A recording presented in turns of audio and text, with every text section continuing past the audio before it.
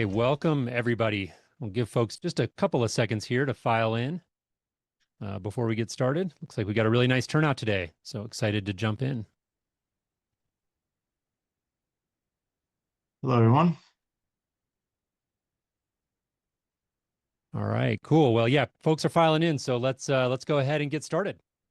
Hey everyone, welcome to the Insight sessions here by OneVision. I'm your host, Jason Griffing, and I am joined today by Ari Supran, a man who probably needs little introduction amongst this audience. He is the CEO of Sonance and has really become one of the leading voices for AI adoption in our industry, having given a series of talks at a variety of industry events. For any of you who have seen those talks, you'll know that Ari is exceptionally good at making this topic feel both approachable and highly practical. So I think it's going to be a really fun discussion. Ari, thanks so much for being here. Thanks for having me. Nice to Yeah, see you. absolutely. So we're going to get started pretty much right away. I just have one quick comment before we do that. For any of you who are attending today, we welcome your feedback, questions, comments throughout the course of today's event. So please do drop those into the chat. I would ask that you make sure your little drop down there on the chat is set to everyone so that everybody can see those questions and dialogue coming in. We've got quite a good turnout today, so depending on the amount of interaction we see, we will do our absolute best to get to all of those. So let's go ahead and get things started. Ari, I was thinking a lot about how to start this conversation, and I know you guys at Sonance are really big on the whole Simon Sinek framework of start with why. And so I was kind of coming at things from that angle in my mind and pairing that a little bit with a comment you made at your CEDIA talk just a few months ago. At the very beginning of that talk, you referred to this sort of big wave of AI that's coming on as an arbitrage moment. And I would love for you to just elaborate on what that comment means and why should people care? Okay, sure.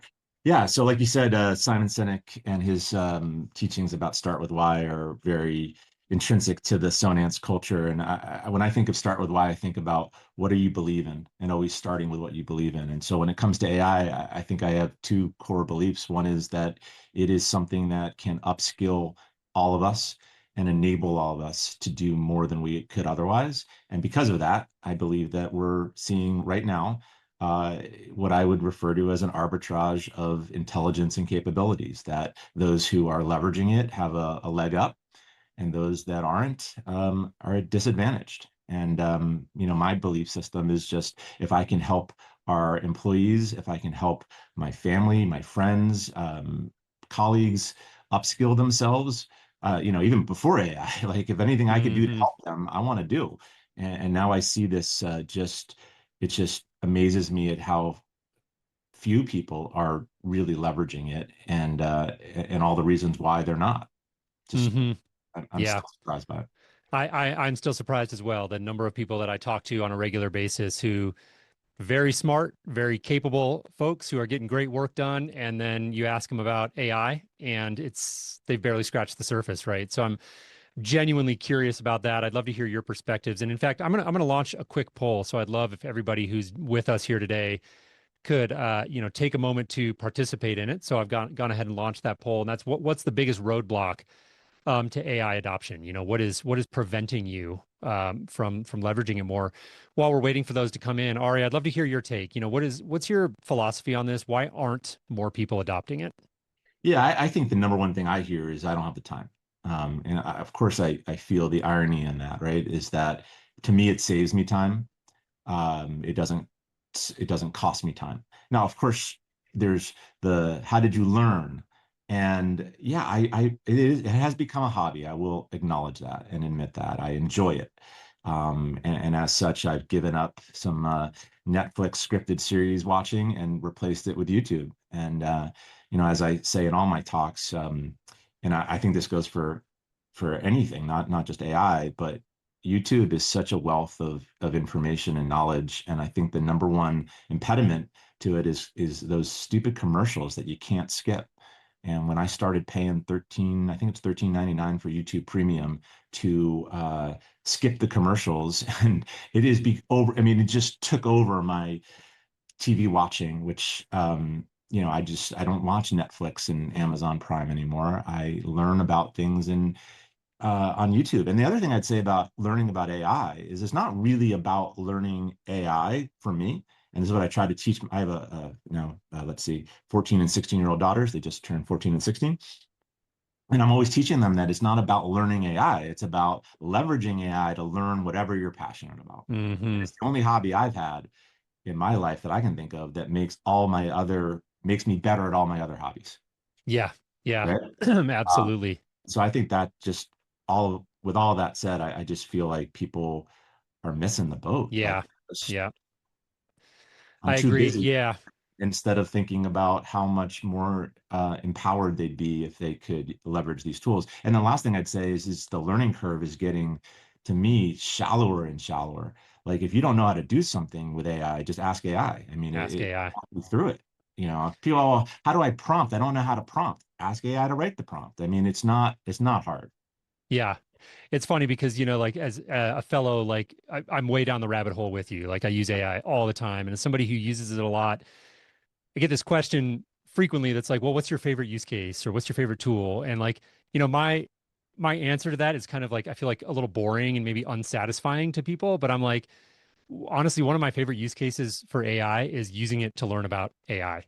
Mm. So like it's very meta, but like the point is really important to understand is like if you're trying to figure out how to use AI, ask AI. Right. Or if you have a project that you think AI might be good for, but you don't know exactly how, just start. Just go in and just have a conversation with it. It is an amazing tool I for don't know learning and which tool to education. use. It's like tell AI, Ask pick any AI. one of them, Yeah. ask it which this is what I'm trying to do. What should I Yeah. use? And it'll give you the pros and cons of the different tools. And the other one I feel is like these things are so easy to use. If you have accounts with, let's say, OpenAI and Anthropic, try them both with the same prompt, figure out which one got you further down the path of where you wanted to go, and pick up there and keep going. I Yeah. think Yeah. people Absolutely. overthink it. They do. That's I, really what I, I'm saying. I would agree very strongly with that. So results of the polls are in. It looks like 51% was the highest category there with skills, which is So, interesting. I yeah, think, I want to come to you in just a second on that specific one, Ari, because you've yeah, spoken to this well. I think the other one was time, which, right. Ari mentioned. There is an investment of time.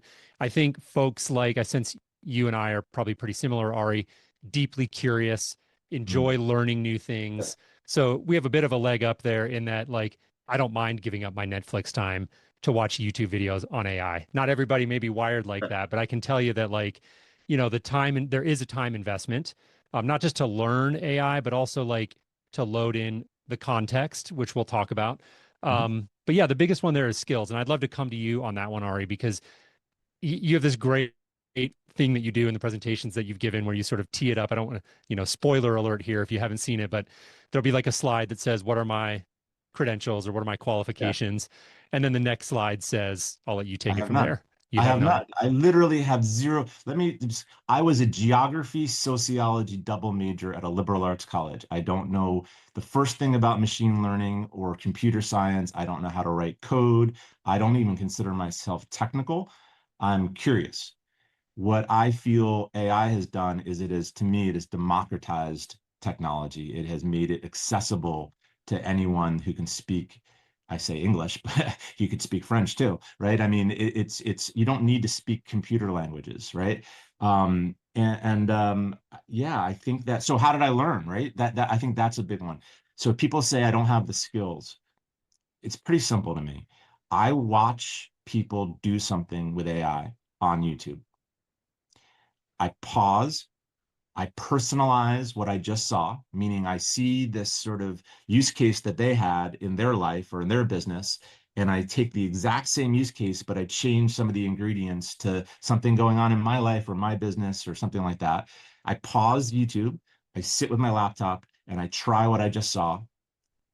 And invariably, I literally blow my mind. I'm like, how did I Hmm. just do this?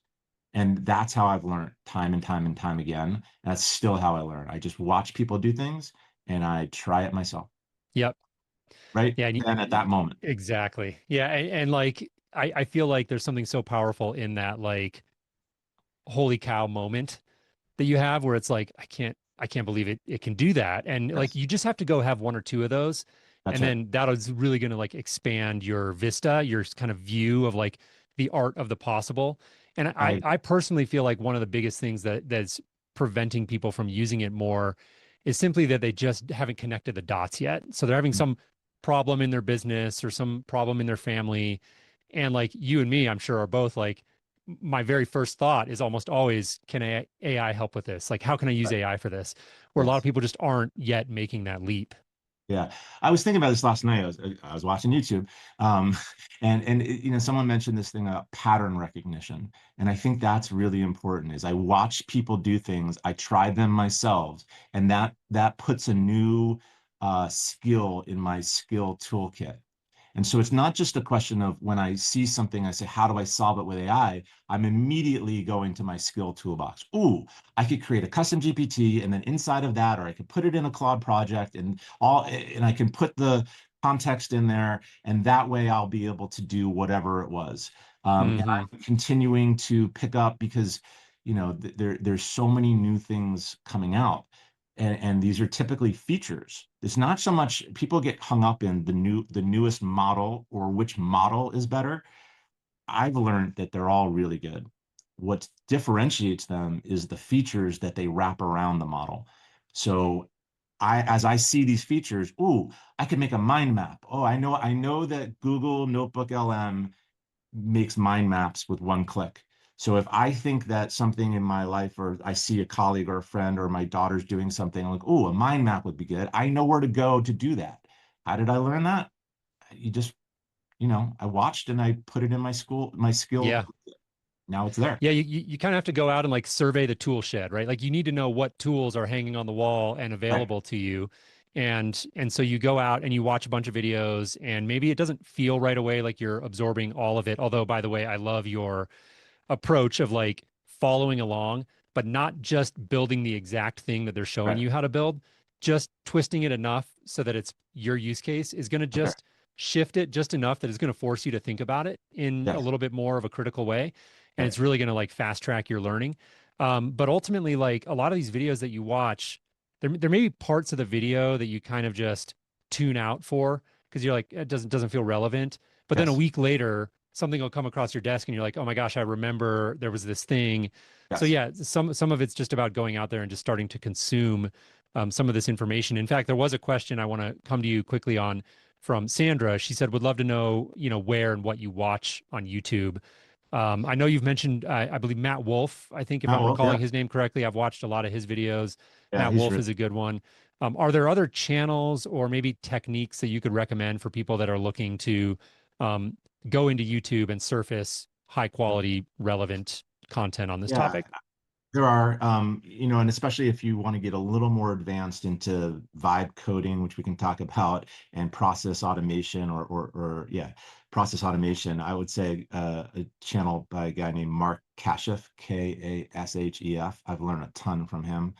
And then there's a host of others, and so I sure let's get this out there right now. If anyone listening, or when this is recorded at any time, just send us an email at ai@sonance.com and ask any question.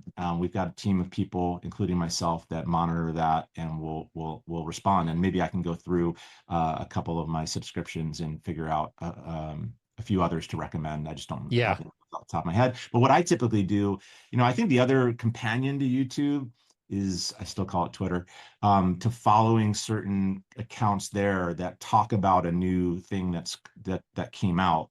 And what I typically do is if I see enough people saying, "Ooh," like right now, there's an example of this. By the way, I use Anthropic's Claude model a lot. I'd say it's probably my daily driver, if you will. And so I'm always interested in what they're doing and what their new features are. Not that I don't use ChatGPT. I do use ChatGPT. We could talk about why I would use both.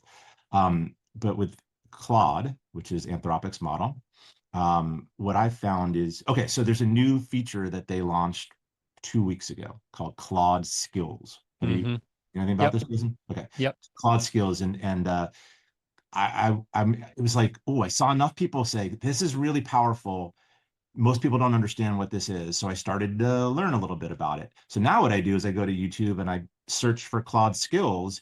And I see my friend Phil Mulligan asked, like, how do I know when I'm watching something if it's not misleading information? What I have found is if I go to YouTube and put in a feature or a product or something, the videos that come to the top, first of all, if it's one that I follow already, I've got that built-in trust, but that algorithm's pretty darn good. And if enough people have watched this thing, it's likely that this is valid information. And then the other thing I'd say is you can't really mislead somebody too much when it comes to demoing a new feature in AI. I watched them do it. They show me something that was like, ooh, that well done. And then I try it myself. And if it does or doesn't work for me, if it does, I'm like, okay, that's a new skill in this case to put in my toolkit. And that one's a pretty powerful one. So as long as I'm on the topic, if you haven't checked out Claude Skills, any one of these models can do a lot.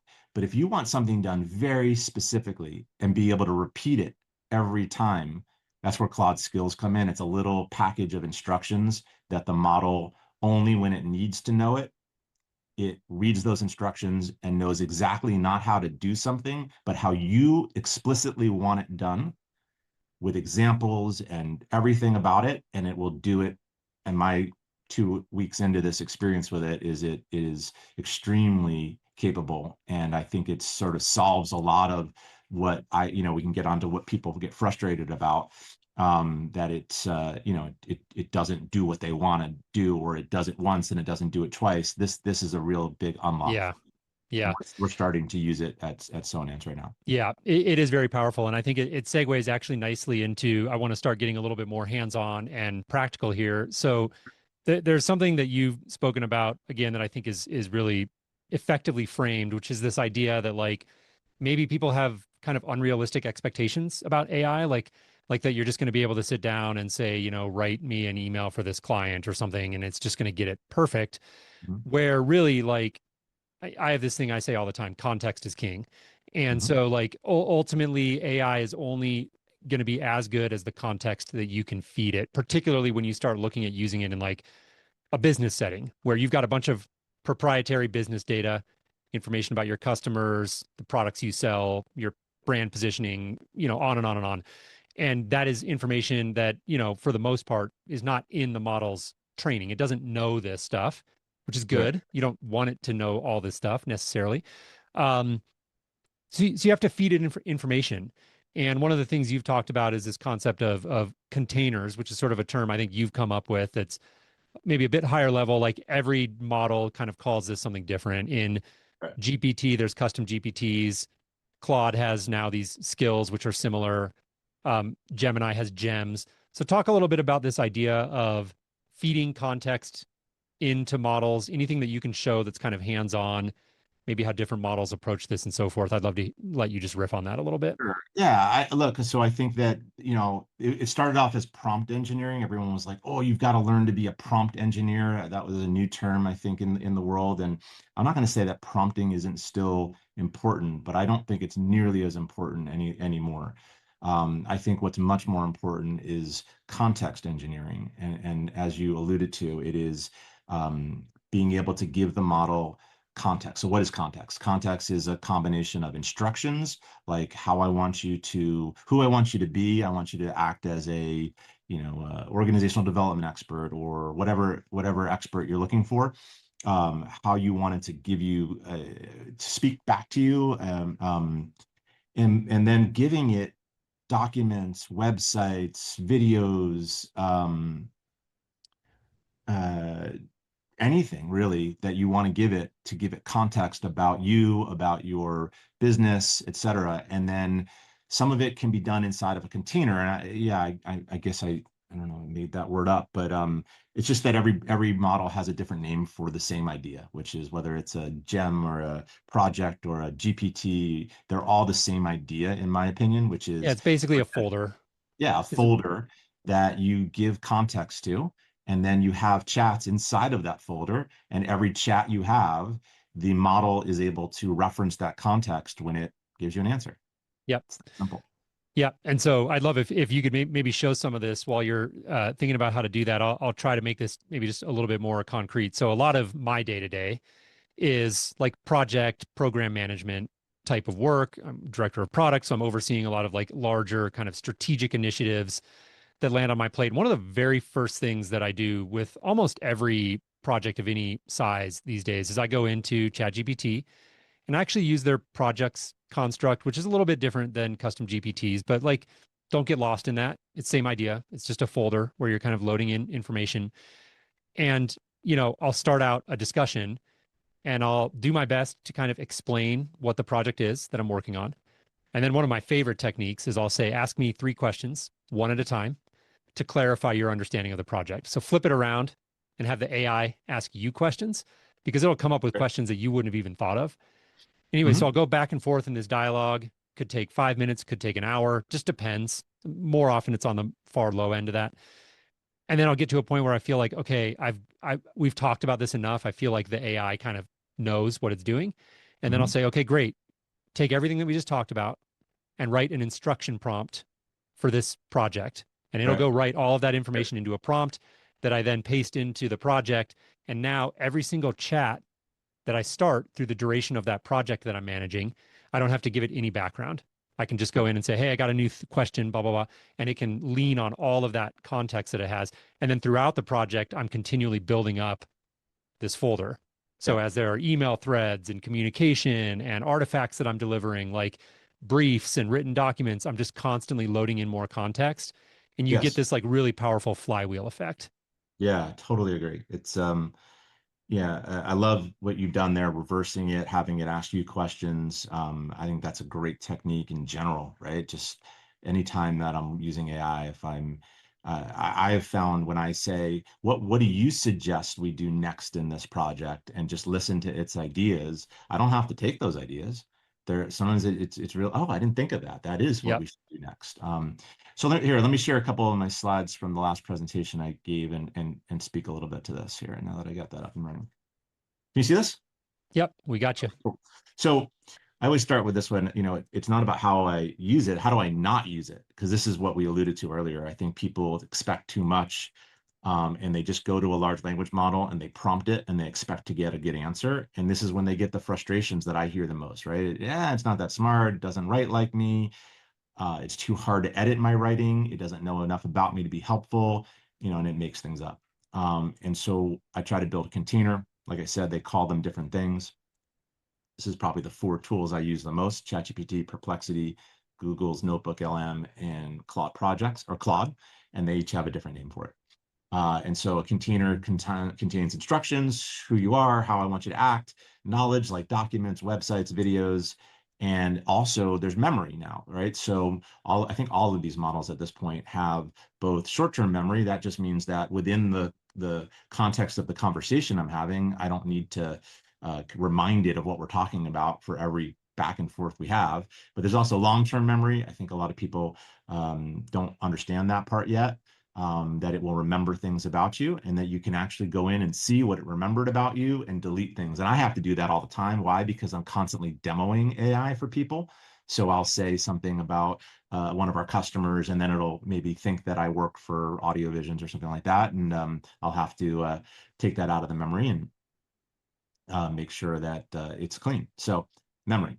Then when I prompt things inside of a container, I feel like I get great answers. But like I was saying earlier, I don't think it's the answers that differentiate them. I think it's the features that they wrap around the answers.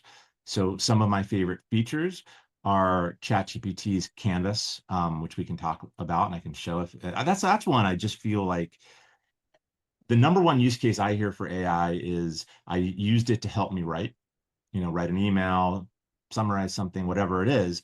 And the 2 complaints I hear the most about writing with AI are it doesn't write in the voice that I want, whether it be my voice or my company's brand voice.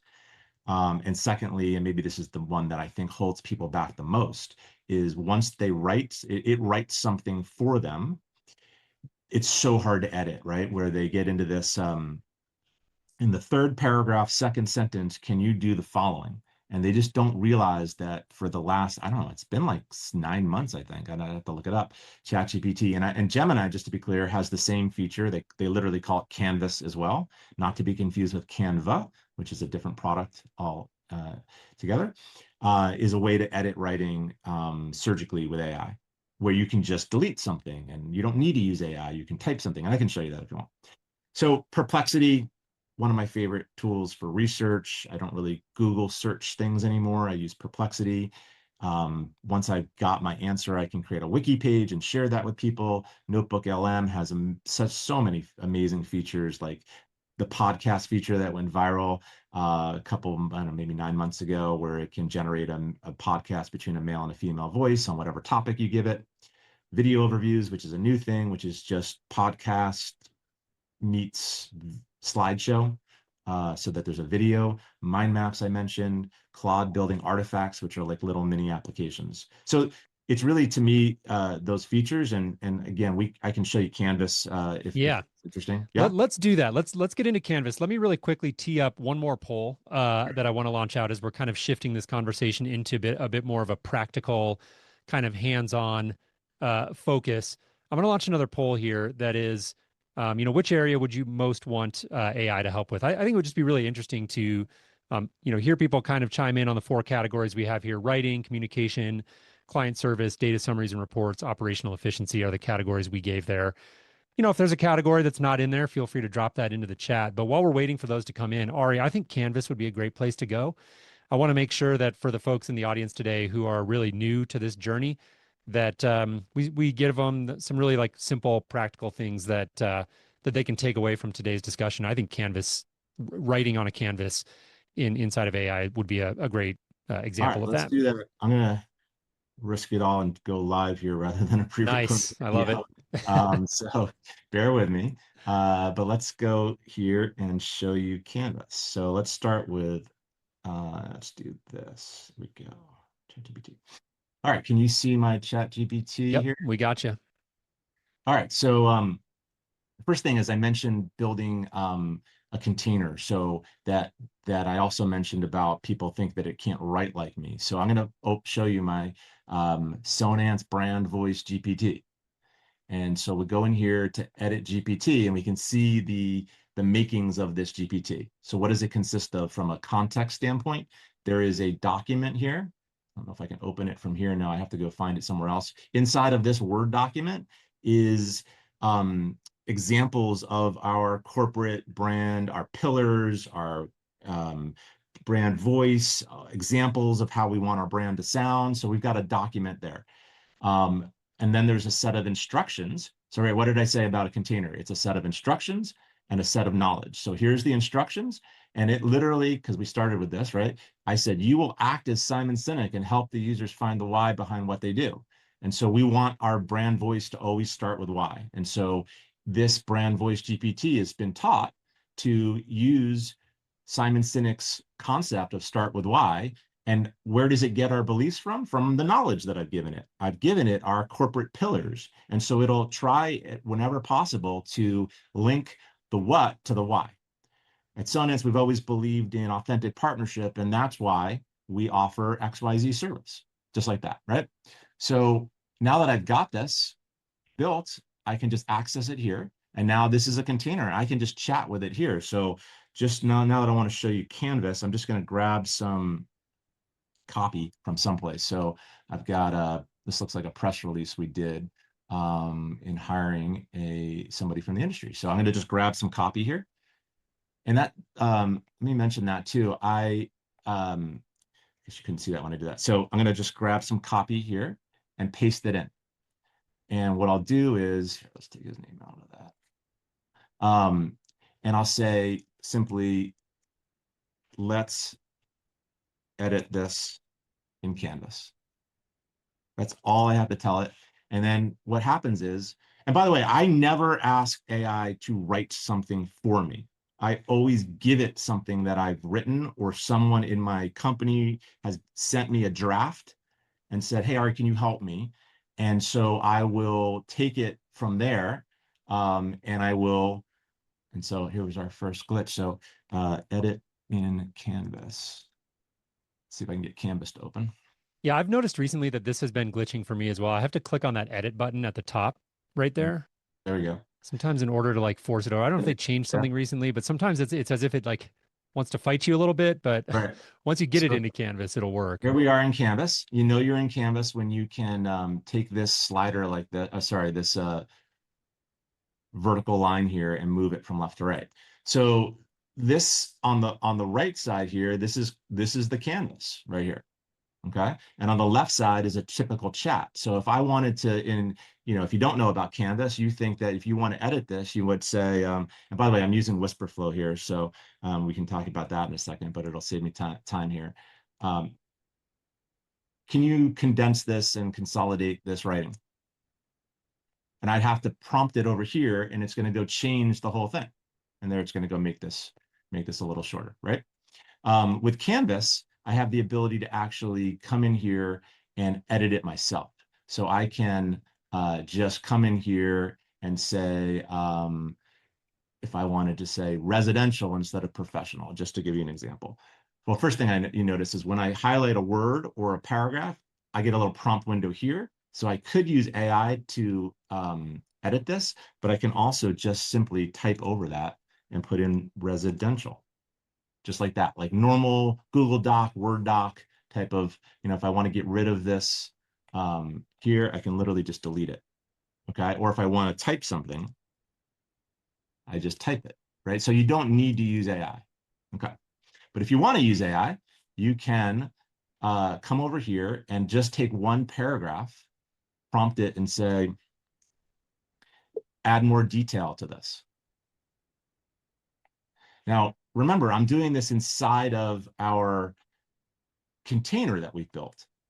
So if it can relate anything to Sonance's corporate beliefs, we call them pillars, it's going to do so. All right. And this voice, the choice of words, the tone, this is all reflective of our brand voice because I'm doing it inside of this GPT. Okay. There's also this modal over here where you can do things like adjust the length, and you can make things, let's say if I wanted to make it longer, and it'll rewrite this whole thing and make it longer. But I can also just do a paragraph here. So if I want to just simply highlight one paragraph, give it a second, and now do this, I can adjust just that paragraph and make the paragraph shorter. And another great feature that they added in is this one right here called Show Changes. So we can see the changes that it made, and we can accept or reject the changes. But there's more. We can also change the reading level on the entire document or just a part of it. So we can say reading level, let's go all the way to kindergarten so we can see a dramatic change here to this paragraph about Glenn.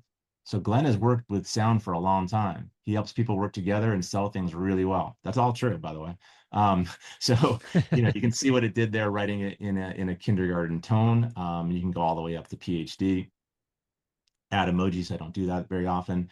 Adding final polish. The other thing you can do is have it suggest edits. So if you click on this, what it's going to do is reread this and start making suggestions that you can either accept or reject one at a time here. So where did they go? That is really cool. And to be honest, I didn't even know about that. I never discovered that. I think that's super cool.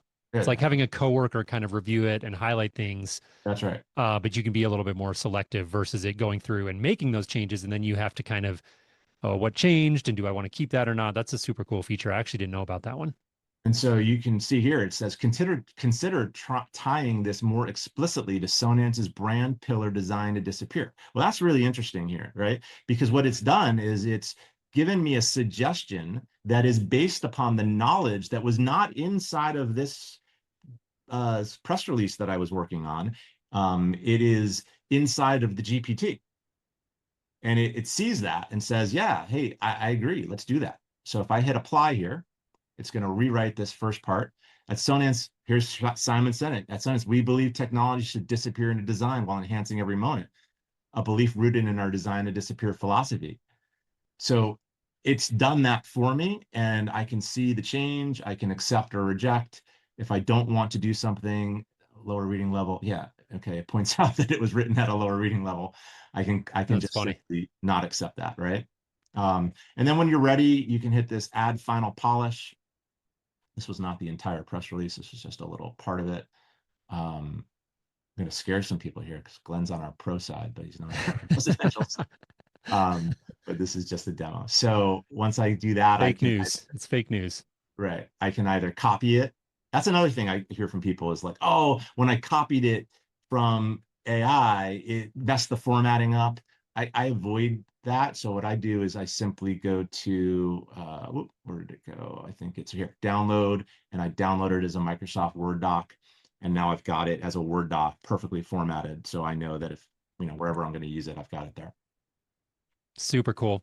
There are a couple of things here. So number one, I'll just mention that at OneVision, we have almost an identical GPT that we've built. It's like a brand voice Yep. rooted in our brand guidelines, company positioning statements, all that. And like, there's a little bit of work involved with setting that up, particularly if like, maybe you're an integrator and you don't have that stuff written already.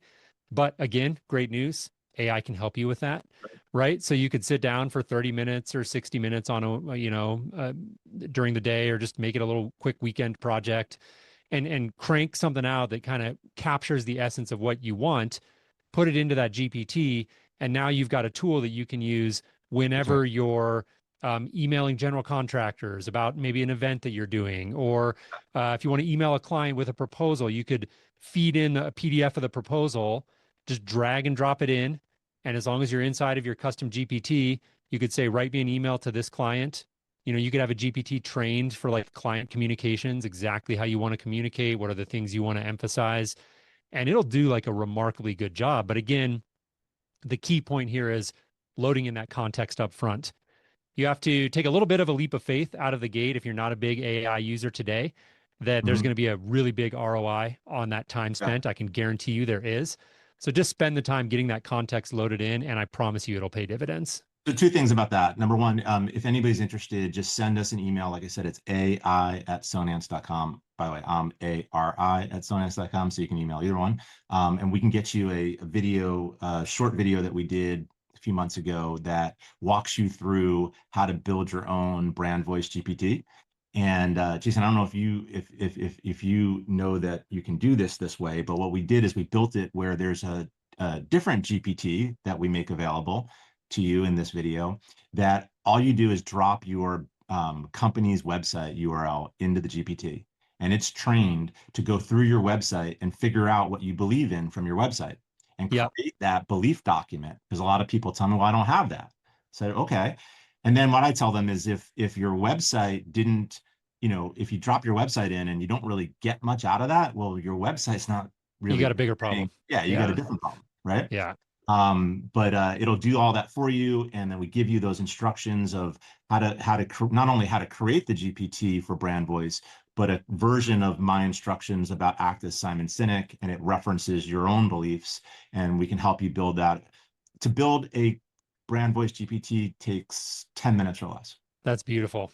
I'm learning stuff today too. No, this is awesome. And That's a then great tip. also on this topic of brand voice, let me just really quickly show you that in Claude, which is this, if you've never been to Claude, this is Claude, which is Anthropic's model, but they've made it even easier. They have this thing called Style, which has been out for, I don't know, maybe 4 or 5 months, where you can create different styles of writing. So I have my Ari company writing here. This is when I'm making uh, uh, um, announcements or something to the company. Tech visionary, that is not what I call myself. That is what Claude took from when it learned my writing. Because what it does is you can actually create a custom style, and you just add a writing example here. And you could add as many as you want from something, if you've written something that you're really proud of, you pop it in here, and it will create a style, which is essentially a prompt based upon what it read of your style of writing. And then once you've done that, it'll save it here, and you can just at any point just change the style like that, and now it will write in that style. Very cool. Very cool. All right. Well, I want to loop back. We put out a Yeah. poll a few minutes ago about areas that people want help with AI. The number one that came in is operations efficiency. There's so many different ways we could go with this conversation, but I want to key off of that idea of operations efficiency and use that as a segue to talk a little bit about this concept of vibe coding, which I Mm, think the word coding, to anybody who's not a coder, which by the way, I'm not a coder. Ari, I know you're not a coder. I'm not. It can sound a little bit scary, but the whole idea of vibe coding is that you don't have to know how to code. You're basically vibing with an AI, describing what you want, and it'll go build it. And I know you guys at Sonance have really started to push the limits of what's possible here. You've even got like an internal app directory of these apps that you guys are building using AI to build the apps to solve real operational problems. So I'd love if you could talk about that. And again, anything that you Sure. can share on the screen would be super helpful. Now, well, let me I just want to clarify something. So, yes, you're correct. I do not know how to code. I literally don't know how to write a single line of code, and I am building apps. Now, I have built some very simple apps that I've used in my own life. I've built a few simple apps that we've used within the company.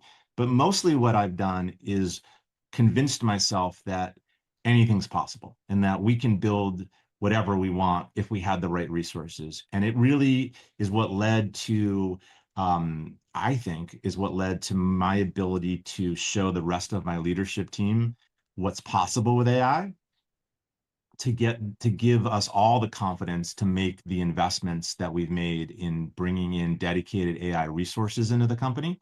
And so we have some technical AI focused resources, and that has now emboldened us to do bigger things.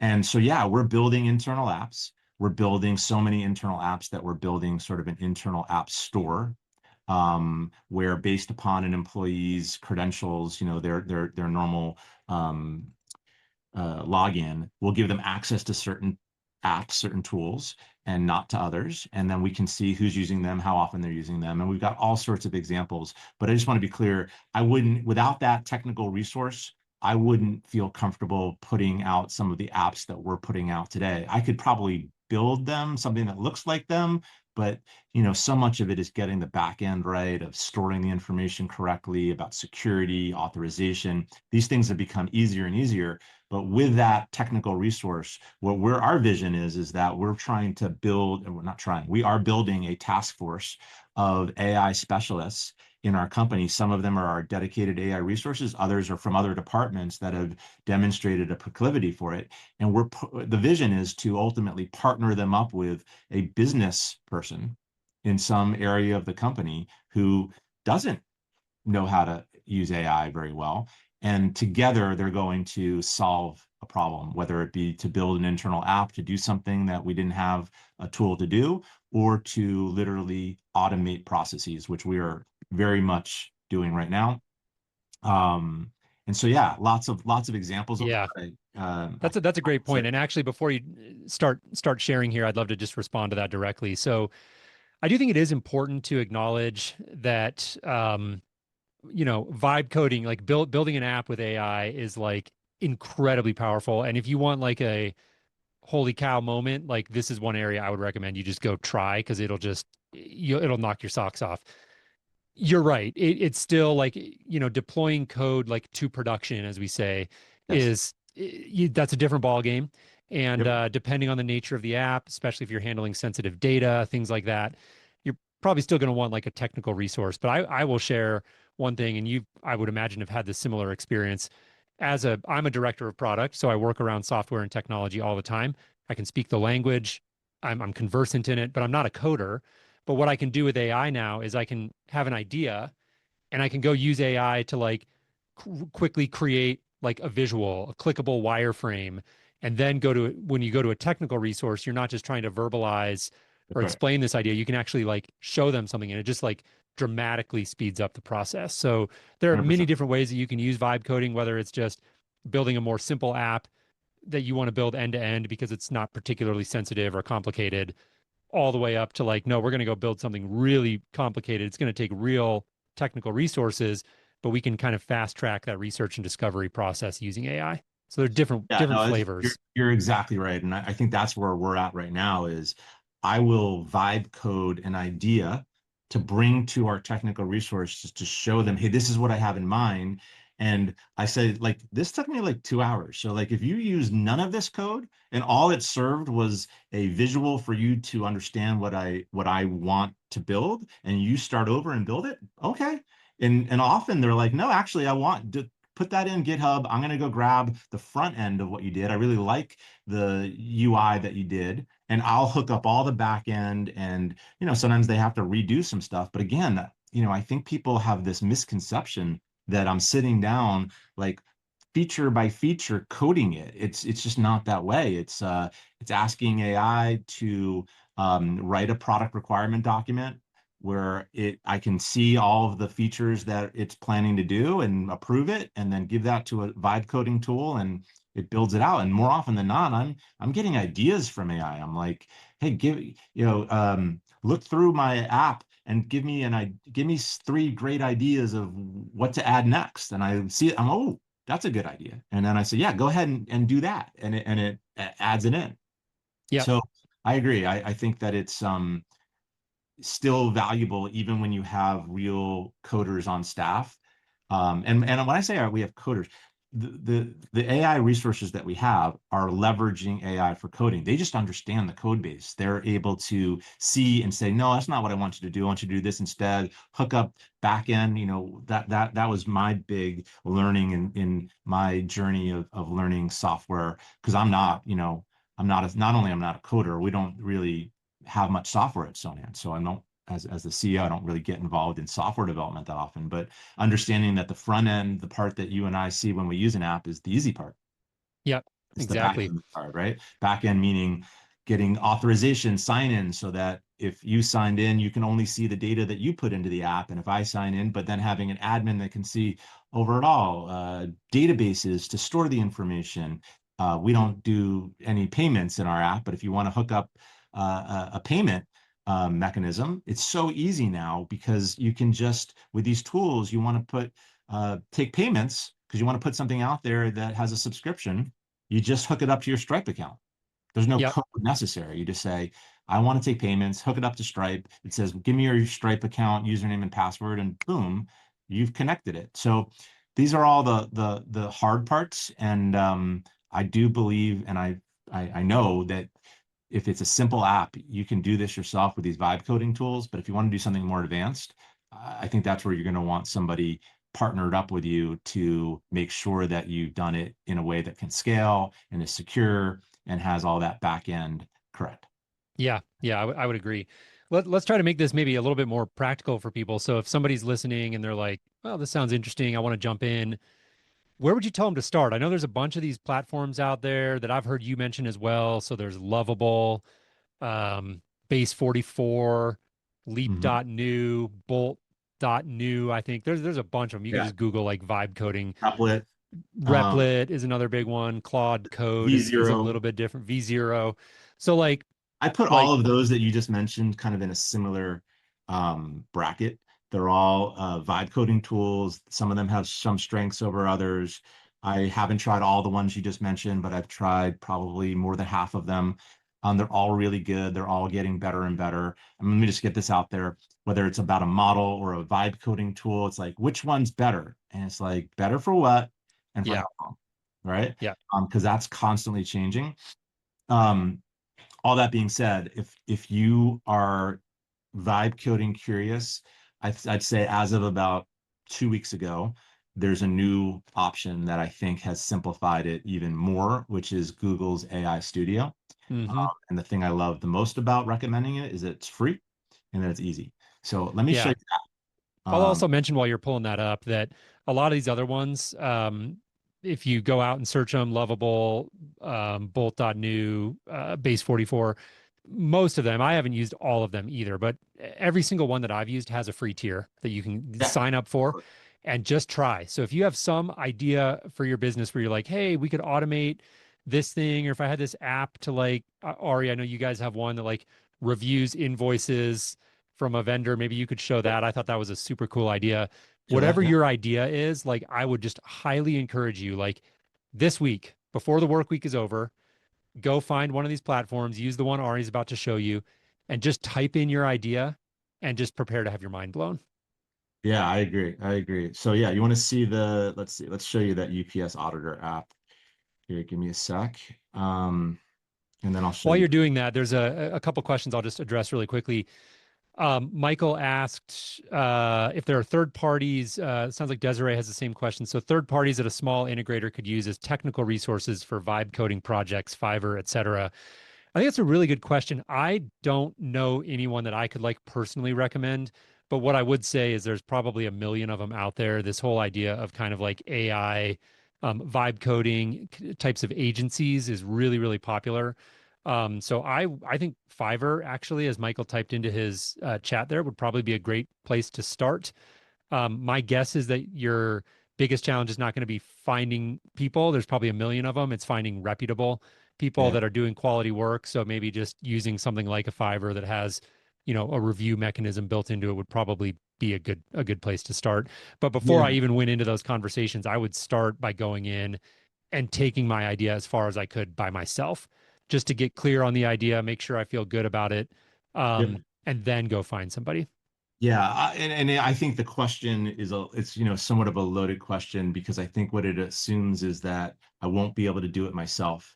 And I would just say try yourself first with one of Yep. these tools that Jason mentioned, Lovable, Replit, V0. Just so what would you do? You'd say I would go to ChatGPT or Claude and say I want to build an app to do the following. Just vomit that out and say, can you write me a very basic product requirement document? And then take that, open up one of these vibe coding tools, get a free account, drop that in. It'll start coding, and pretty quickly you're going to be able to try out your idea. And now, I do happen to know just through a friend that one of those tools you didn't mention called Famous AI, just another vibe coding tool. They offer a service for a fee that if you want them to build your app for you on their platform, and then you own the app, they have a service that does that. Very cool. Well, let's give people an example. Let's take a look All at right. this invoice So yeah, reviewer that this is you a guys really came up simple with. one that I feel is right in the wheelhouse of anyone on this call is being able to do themselves. So let's see, let's share my, I'm going to show you a little quick demonstration of it. All right, can you see that? Yep, we got you. It's a really, really simple app. So the setup is this. At Sonance, we have used UPS for both inbound containers coming into California, as well as parcels going out to customers all over the country. Um, we have a very complicated contract with UPS, if you can, as you'd imagine, with all sorts of different clauses in it. And then every day, well, multiple times a week, we get invoices from UPS, and they don't always get it right. And so we built a really simple tool that on one side we put in our contracts, and on the other side we put in our invoices. And let's see if I can get this to play here. And what it does here, actually, let me go back one. Here we go. So we put in our contracts and our invoices, and we simply say analyze. So we say, okay, this is the invoice I want to check against these two contracts. Say, audit this for me, and it goes line by line by line, and it says whether we were undercharged, overcharged, or charged correctly. On this particular invoice, we were overcharged by $3,655, but it goes further because it'll actually show us line by line not only whether we were overcharged or undercharged, but it links out to the exact clause in the contract where it references that payment, that charge. And so we can now sit with UPS at the end of each month and say, no, we actually owe you less. And so here's a good example. It says the invoice it charged $4,500 for a peak season surcharge, but the contract specifies a peak season surcharge of $2,000 for a 40-foot HQ container, blah, blah, blah. So you were Amazing. overcharged by $2,500. Love it. That simple. So I know While that I we did not can't. build that one myself, I feel like that one I could have built. That's basically like I could build a custom GPT or a Claude project to do the same thing. And all we've done with this tool is given it Put some UI on it. appified it, right? Yeah, Turned it into an yeah, app. yeah. That's it. So we are running tight on time, and I know we Okay. can't go through end to end building an app, but I think a minute ago, we're about to just jump in and maybe quickly just show Google's new vibe coding solution, which Sure. I agree with you, by the way, would be a great place to start. This is kind of hot off the presses. I think Yeah. this has only been out for a couple of weeks. and just Yeah. show how simple it is to kind of like enter that first prompt. Sure. Let's start with why is it so, what have they done to make it so easy? So even with Lovable or Bolt or those different vibe coding products, if I wanted to do something like have it generate an image or send information out to AI and get it back from I would probably need to go get an API key and then put that into Lovable for Gemini or something like that to do that, or Nano Banana image generation. Google's made it really easy, so long as you're using the Google suite of AI tools. And those are all listed right here. So you want to use image generation, Nano Banana built in. You want to do something like Google Maps data because your app requires a map, no problem. You've got Google Maps right here. You don't need to get an API key. You don't need to code anything. And the other thing they've done is, and that's another thing people say is, I don't know what to build, right? So Google's made that easy too. So you can see here, this button I keep clicking, I'm feeling lucky. And it's giving me ideas. And you can see Yeah. it says build a customer sentiment dashboard. You paste a large batch of raw text reviews. The app should generate a visual report containing so maybe this is if you've got you're an integrator and you've got reviews on a Google page or something like that, right? You can build this app that you drop your things into. And if you want to build it, you literally click build and it'll start to code. So let's see if we can find one that's interesting here. A sales coaching intelligence platform where you upload an audio file of a sales call and you get a dashboard showing you a sentiment graph showing engagement levels over the duration of the sales call and a coaching card. That's interesting. You want to build that, you click here and say build. So I know there's one about interior design in here, and I've got that one kind of queued up here. So let's try to see if I can get to it and show it to you. So let's see if I just keep clicking this. It's one of their. This is, by the way, I would agree, like a really great place. If you're just like curious about vibe coding or AI in general, but you just don't have like a specific project in mind, like don't let that stop you. Come in here and just click on this until you find one that seems interesting enough and just start, because just the process of like working through an idea, like any idea, is going to teach you infinitely more than you're ever going to learn just by like reading newsletters That's right. or watching videos. Okay, here we go. I think I found it. So AI interior design consultant, build an interactive room makeover app. So I'm going to click build. And then while it's building, because it'll take a few seconds, I'm going to switch over here to a different presentation. Give me a sec.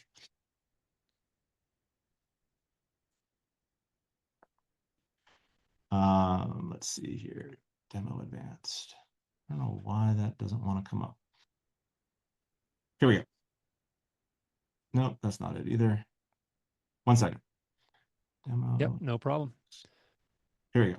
All right, so I've got this one all done already. So let's see, share screen.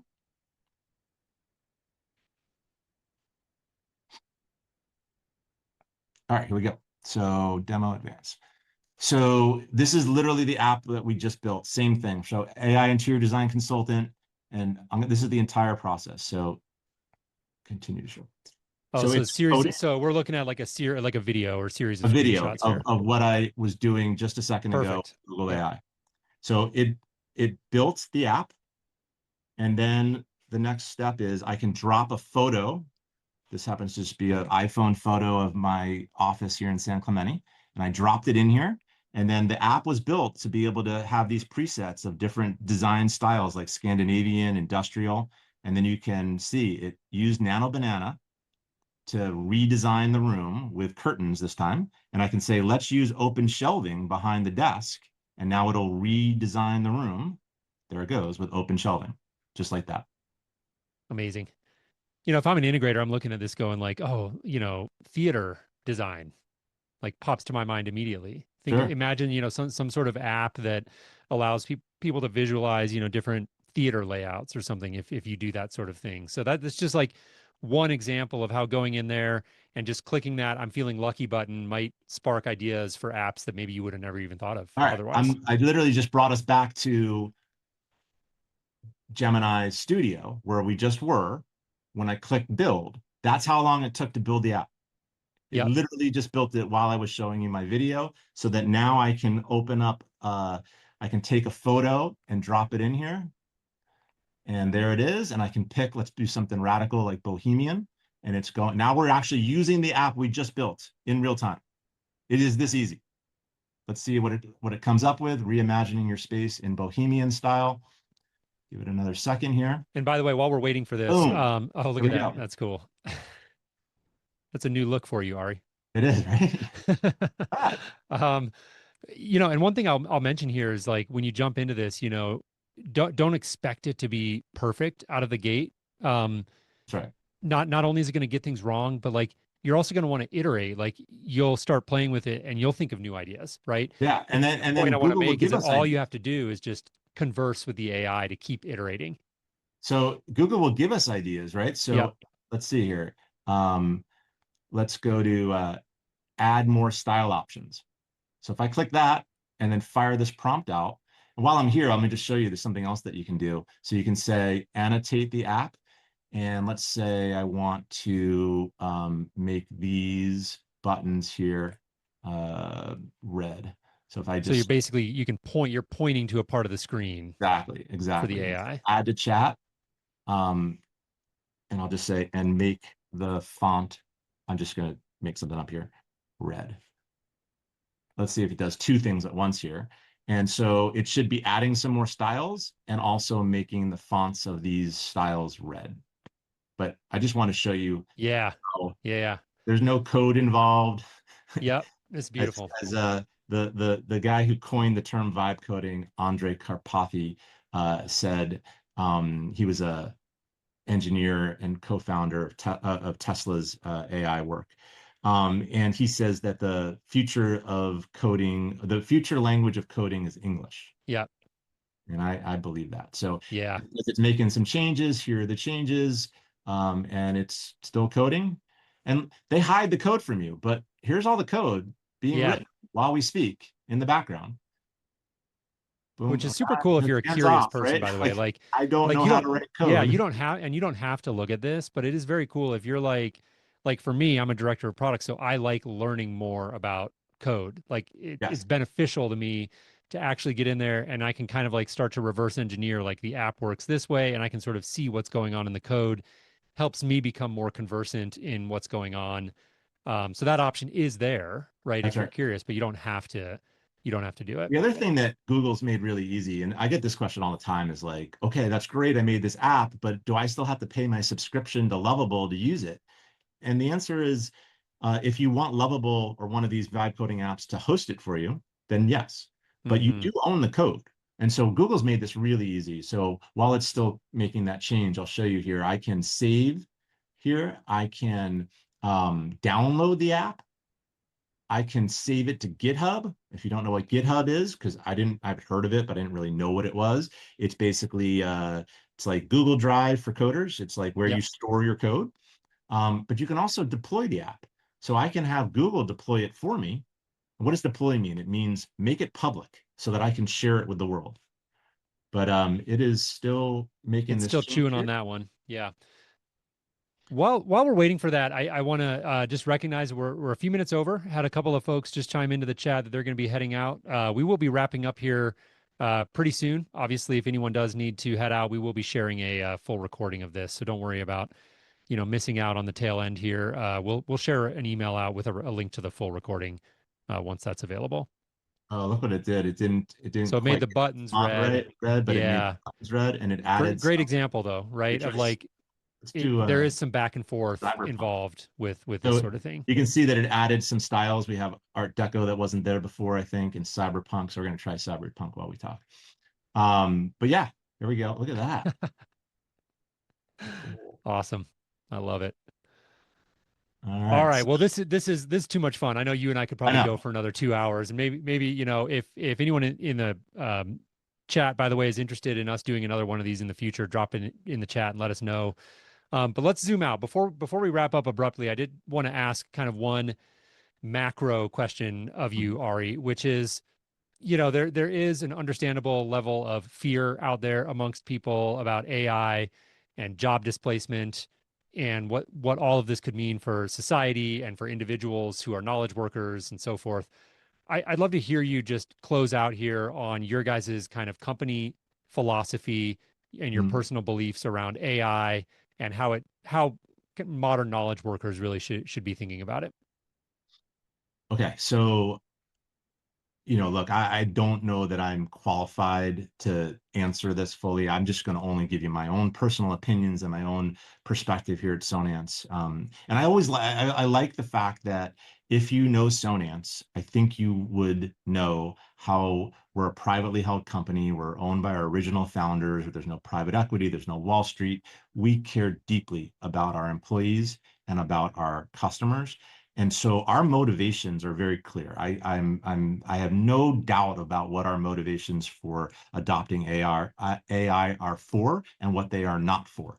And so what I mean by that is you read all sorts of articles about corporations looking to leverage AI to eliminate jobs and boost their bottom line.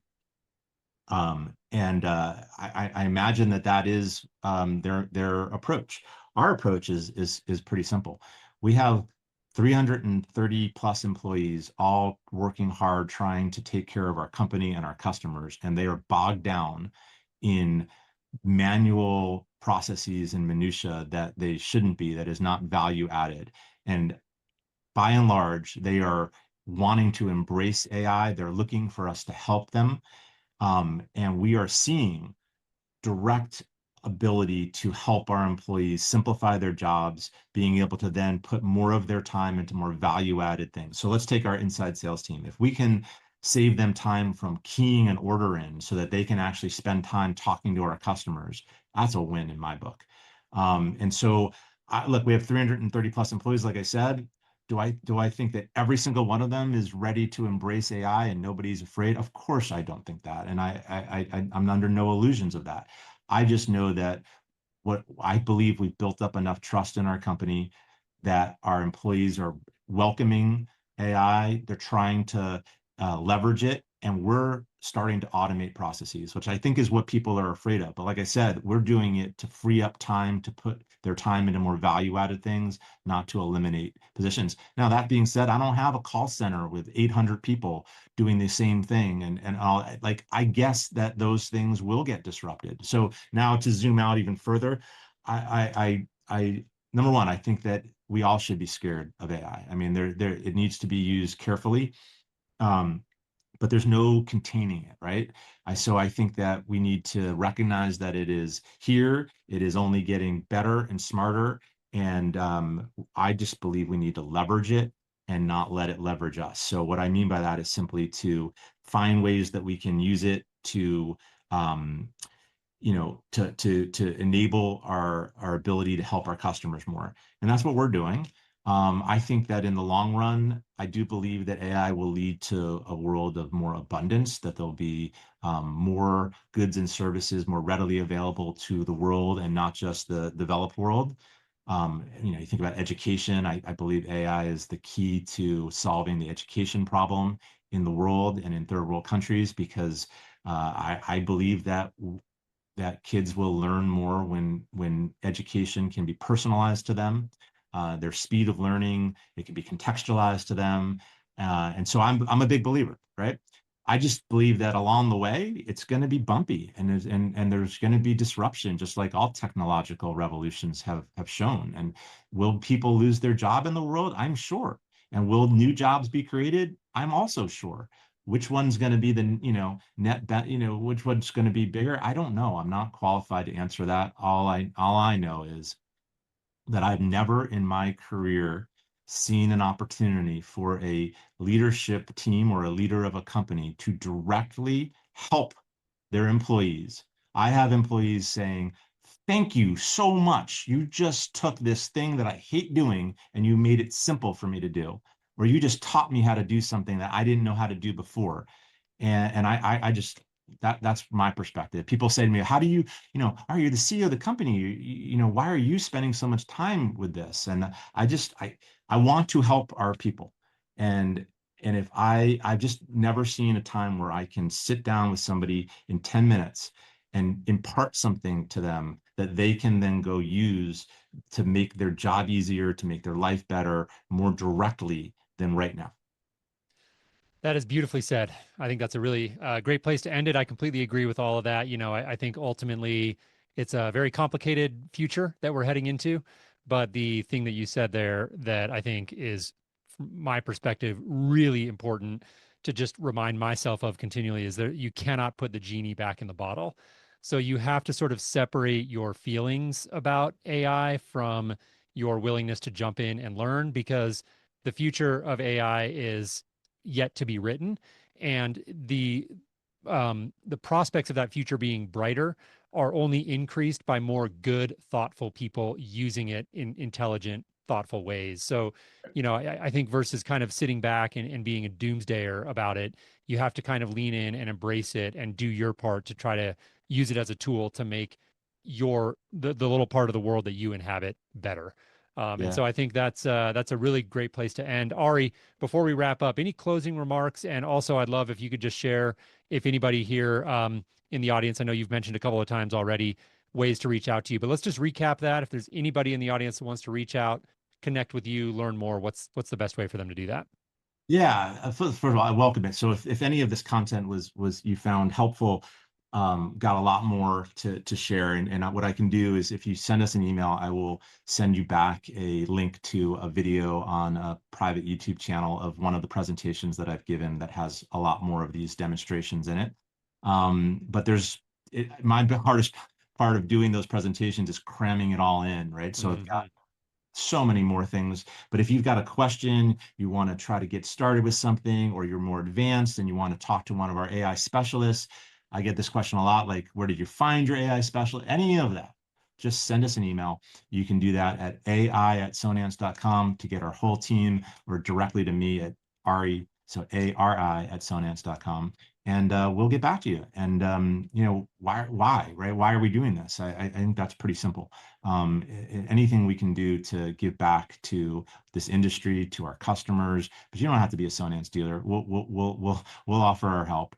But I think the Sonance dealers out there can attest to, we have a core belief at Sonance that around authentic partnership, that we want them to feel like our team's a part of their team. And I just think this is squarely in that camp of Yeah. anything we can do to help. The only thing we ask is if you've got something that we can learn from, or that I can learn from, that you teach us as well. Yeah, absolutely. All right. Well, tons of great comments there in the chat. Thank you guys all for being here. We really appreciate it. Ari, thank you so much for sharing your time and your perspectives here. It sounds like maybe we'll have to do another one of these My in the pleasure. future. So I'll reach out about that for any of you who are looking to maybe get in touch with me. We'll include all this information, by the way, in our follow-up email, but jason.griffing@onevisionresources.com, or you can just search for Jason Griffing on LinkedIn. I'm relatively active over there as well. So again, thank you, everybody. Thank you, Ari, once again for your time today. We will go ahead and wrap up. I hope everybody has a great rest of your day and rest of your week, and we will see you all on the next one. Take care. Thanks, everyone.